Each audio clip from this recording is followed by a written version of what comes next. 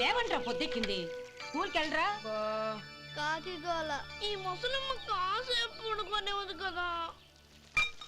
ఒరే గోపాలం, విన్నావా? వీళ్ళు నోటికొచ్చినట్టు వాగుతున్నారు. నేను ముసల్దాన్నంట, నాది కాకి గోలంట. అబ్బా, ఇప్పుడు వాళ్ళు ఏమన్నారే? నువ్వు ముసల్దానివి కాదా? నాకే నువ్వు నానమ్మవి, వాళ్ళు పసిపిల్లలు. ఒరేయ్, మీ అన్నదమ్ములంతా కలిసి నన్ను చాలా ఇన్సల్టింగ్ చేస్తున్నారు. ఇప్పటికీ కళ్ళజోడు లేకుండా నేను సూదిలో దారవేకించగలను తెలుసా? కానీ మనుషుల్ని గుర్తుపట్టలేదు. చూసావరా? నువ్వు ఊరుకోవే. ఊరుకుంటారులే. లేవండ్రా. గుడ్ మార్నింగ్ అన్నయ్య. Good morning. గొప్ప అన్నదమ్ములు. ఈయన గారి ముఖం చూస్తే గాని వాళ్ళు లేవరు, వాళ్ళు లేచేదాకా ఈయన గారు లేపరు. రేయ్, ఈ రోజు నుంచి మీరు వేపులతో పళ్ళు తోముకునే అవసరం లేదు. మరి బొగ్గో కచ్చికితో తోముకోవాలా? కాదు నానమ్మా, బ్రష్ పేస్తో.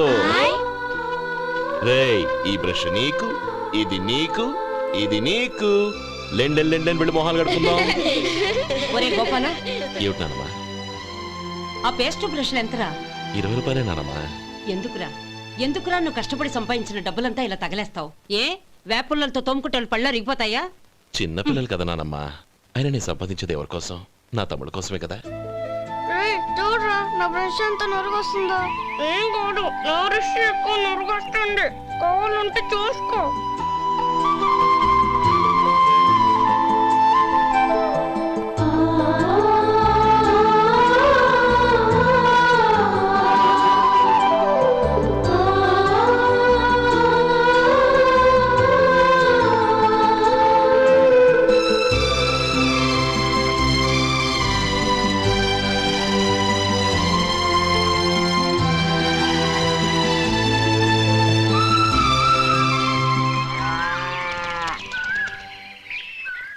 రే గోపాలం, బజార్కి వెళదాం. సాయంత్రం తొందరగా ఇంటికి వచ్చాయి.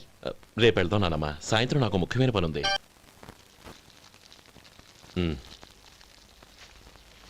అరే చెప్పడం మర్చిపోయాను, ఇంట్లో బియ్యం నిండుకున్నాయిరా. ఈ పూటకున్నాయిగా, సాయంకాలం వచ్చేప్పుడు తెస్తాను. అలాగే. సరే, చిన్నాళ్ళిద్దరు టైంకి స్కూల్కి వెళ్ళారా? వెళ్ళారు. ఆ గోపిగడికి స్కూల్ దూరం అయిందంట్రా. రోజు నడవలేకపోతున్నాను, కాళ్ళు లాగుతున్నాయి అంటున్నాడు. వాడికి సైకిల్ కావాలంట్రా. వాడు వెళ్ళి ఎంతసేపు అయింది? ఇప్పుడే. రే, ఎక్కడికి? కాఫీ తాగి వెళ్ళరా. రే తమ్ముడు, రే గోపే, ఆగు. ఏంటన్నయ్య? స్కూల్ బాగా దూరం అయిందిరా. అవునన్నయ్య. కాళ్ళు అవుతున్నాయా? పర్లేదన్నయ్య. సరే, నువ్వు ఓ పని చెయ్యి, నా భుజాల మీద కూర్చో, నేను తీసుకెళ్తాను. అబే వద్దన్నయ్య, ఎవరైనా చూస్తే బాగోదు. ఏంట్రా బాగోదు? నా తమ్ముడిని నేను మోస్తే ఎవరికి రా ఇబ్బంది? దా కూర్చో, దా కాలు పెట్టు. జాగ్రత్తరా.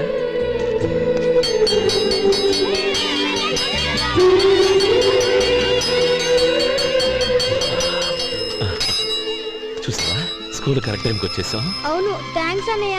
తమ్ముడు, డబ్బు చేతికి అంతగానే సైకిల్ కొనిస్తానే. అలాగే అన్నయ్య. టాటా అన్నయ్య. టాటా.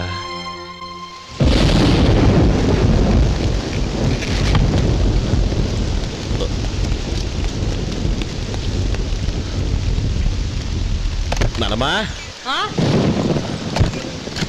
చూడరా, ఇల్లంతా కారుతోంది. కప్పించమంటే అదిగో ఇదిగో అన్నావు, ఇప్పుడు అర్ధంతరగా ఈ వర్షం పట్టుకుంది. పిల్లలు ఎక్కడ పడుకుంటారో ఏంటో నాకేం అర్థం కావటం లేదు.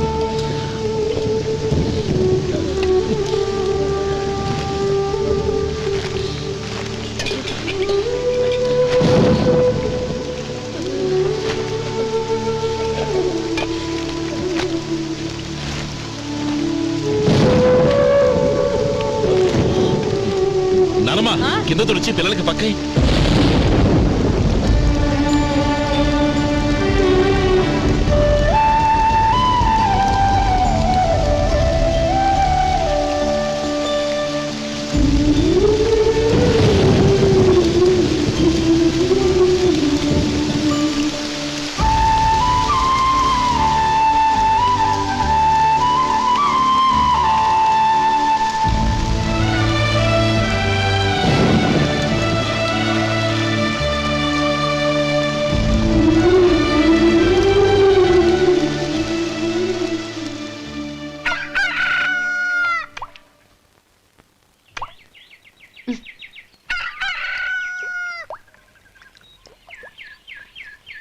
ఒరే గోపాలం, తెల్లవారులు ఇలాగే ఉన్నావా? ఒరే, గత జన్మలో నువ్వు వీళ్లకు రుణపడి ఉన్నావు, లేక వచ్చే జన్మలో వీళ్ళు నీకు రుణపడి ఉంటారో తెలీదు గాని నీలాంటి అన్నను నేను ఎక్కడా చూడలేదురా. రక్త సంబంధానికి రుణాలేంటున్నానమ్మా. అన్నట్టు చెప్పడం మర్చిపోయానురా. లక్ష్మీపతి మనందరినీ ఇవాళ సాయంత్రం వాళ్ళ ఇంటికి రమ్మన్నాడు. రండి రండి. ఏంట్రా ఉన్న బలంగా అందరినీ కట్టకట్టుకొని రమ్మని పిలిచావు? ఏంటి విశేషం? ఏం లేదమ్మమ్మా, రేపు మంచి రోజు. నా చెల్లెళ్ళకి నీ తమ్ముడికి నిశ్చితార్థం ఏర్పాటు చేశాను. అంచేత ఈ రాత్రికి మీరు ఇక్కడే భోజనాలు చేసి పడుకుంటే రేపు పొద్దున్న ఆ కార్యక్రమం కాస్త పూర్తి చేసుకోవచ్చు. బావా, మరీ అంత ఈ హడావిడి విషయంలో నువ్వే మాట్లాడొద్దు. నిన్ను అడిగితే నీ తమ్ముళ్ళ పెళ్లిళ్ళయ్యాక చేసుకుంటానంటావు. ఈలోగా నా చెల్లెలు ఇదిగో ఇలా అయిపోద్ది. ఏంటి? అందుకే నేను ఈ నిర్ణయం తీసుకున్నాను. రేపు తెల్లవారుజామున మంచి ముహూర్తం ఉంది. ఆ ముహూర్తానికే నిశ్చితార్థం, అంతే. అది ఇంకేం? రాధా, నీకిద్దరు పిల్లలు పుడతారు, ఓ పాప ఓ బాబు. అదేం కుదరదు, నాకు 10 మంది కావాలి. ఆ? అవును, ఇల్లంతా ఎప్పుడు పిల్లలతో కలకల్లాడుతూ ఉండాలి. 10 మంది సరిపోతారా? అన్నయ్య అన్నయ్య, అర్జెంట్ గా పాస్కి వెళ్ళాలన్నయ్య. కింద బాత్రూమ్ ఉంది, వెళ్ళు. అక్కడ కనిపించలేదు అన్న. కిందకెళ్ళి వెతుకో, అదే కనబడుతుంది. అన్నయ్య అర్జెంట్ అన్నయ్య, నువ్వు తీసుకెళ్ళవు. అబ్బబ్బబ్బా, విసిగించుకో, ఇక్కడి నుంచి వెళ్ళు. నువ్వు ఉండు రాధా, పదమ్మా, నేను తీసుకెళ్తాను.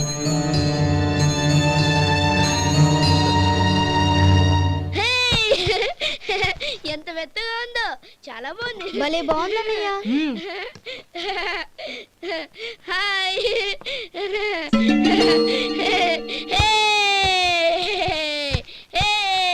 అయ్యో, నా మంచం నువ్వు ఎక్కి తొక్కడానికి నా మంచమే దొరికిందా? దిక్కెందుకి? అయ్యో, నా పౌడర్. ఏయ్, నువ్వు మనిషివా దున్నపోతువా? ఏయ్, నాది మీద దూకుంటున్నావా? నీ చుండ్రంతా నాకు అంటించారక నా పాలిటి శనిగాళ్ళ దాపరించారు. ఏంటా చూపులు? బయటికి పోండి. రాధా, ఏంటి గొడవ? చూడండి, మంచం అంతా తొక్కేసి నా పౌడర్లు సెంట్లు ఎలా నాశనం చేశారు ఈ దెయ్యాలు.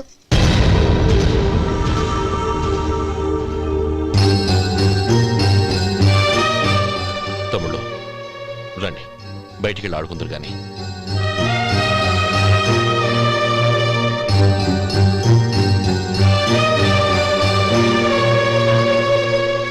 ఏమ్మా, బావగారు తమ్ముళ్ళు నిన్ను బాగా విసిగిస్తున్నారా? విసిగించడం కాదన్నయ్య, ప్రాణాలు తీసేస్తున్నారు. పెళ్ళయి నేను ఆ ఇంట్లో కాలు పెట్టక ముందు రోజే ఆ దరిద్రుల్ని హాస్టల్లో చేర్పించేయాలి. అప్పుడే నాకు మనశ్శాంతి.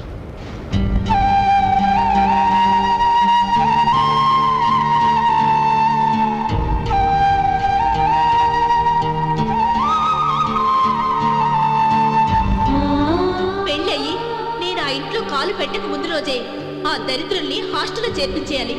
అప్పుడే నాకు మనశ్శాంతి.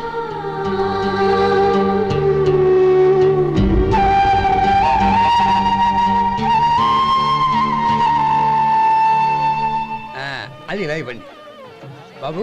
నువ్వు వెళ్ళి కొబ్బరికాయలు తీసుకురా నాయనా. అలాగేనండి. అమ్మా, ఆ పువ్వులు అక్కడ పెట్టండి. ఇవ్వండి. ఏంటి బావా నువ్వు అనేది?